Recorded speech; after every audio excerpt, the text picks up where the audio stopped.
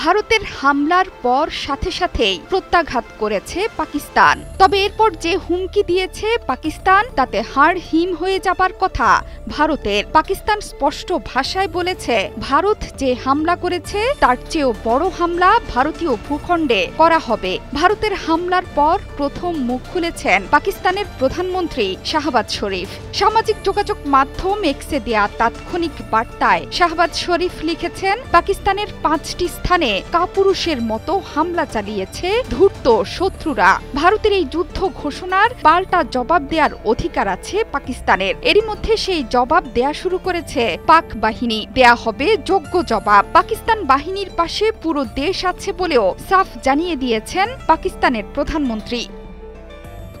শাহবাজ শরীফ বলেছেন, পাকিস্তানের সব নাগরিকের মনোবল তুঙ্গে। পাকিস্তান এবং পাকিস্তানি সেনাবাহিনী জানে কিভাবে শত্রুর মোকাবেলা করতে হবে। শত্রুকে কখনোই তাদের অসৎ লক্ষ্য পূরণ করতে দেয়া হবে না বলেও সাফ জানিয়ে দিয়েছেন তিনি। শুধু শাহবাজ শরীফই নয়, এই হামলাকে ঘিরে উত্তাল পুরো পাকিস্তান। এই প্রসঙ্গে পাকিস্তানের প্রতিরক্ষা মন্ত্রী খাজা আসিফও জানিয়েছেন তীব্র প্রতিক্রিয়া। তিনি জানান, দেশের বেসামরিক এলাকায় হামলা চালানো হয়েছে। কাপুরুষেরা তাদের নিজস্ব আকাশসীমা থেকে এই হামলা চালিয়েছে। তারা কখনোই তাদের ঘর থেকে বের হয়নি। তারা বেরিয়ে আসলেই সমুচিত জবাবের হুঁশিয়ারি দিয়েছেন তিনি। শুধু তাই নয়, ভারতের চাইতে আরো বড় এবং তীব্র আঘাত দিয়ে জবাব দেবে পাকিস্তান।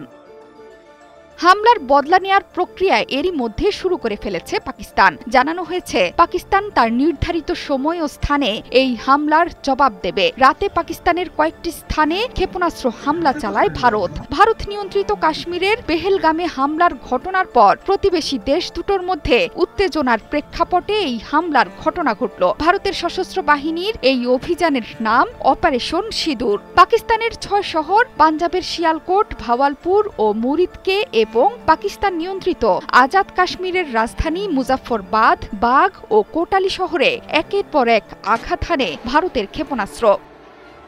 এসব হামলায় অন্তত 8 জন নিহত এবং 35 জন আহত হয়েছেন। জবাবে রাতেই পাল্টা হামলা চালিয়েছে পাকিস্তান। পাকিস্তান সেনাবাহিনীর দাবি, তারা হামলায় অংশ নেয়া ভারতের 5টি জঙ্গি বিমান ভূপাতিত করেছে। কাশ্মীরে ভারতীয় সেনাবাহিনীর একটি ব্রিগেডের সদর দপ্তর ও তল্লাশি চৌকিও গুঁড়িয়ে দেওয়ার দাবি করেছে তারা। ভারতের সেনাবাহিনী বলছে, কাশ্মীরে পাকিস্তানি সেনাদের ছোড়া গোলার আঘাতে 3 জন বেসামরিক নাগরিক নিহত হয়েছেন। এর জবাবে জম্মু এবং কাশ্মীরের পুঞ্চ আর রাজৌরি এলাকায় গোলাবর্ষণ শুরু করে পাকিস্তান। জোহরা চৌধুরী সেতু, 71।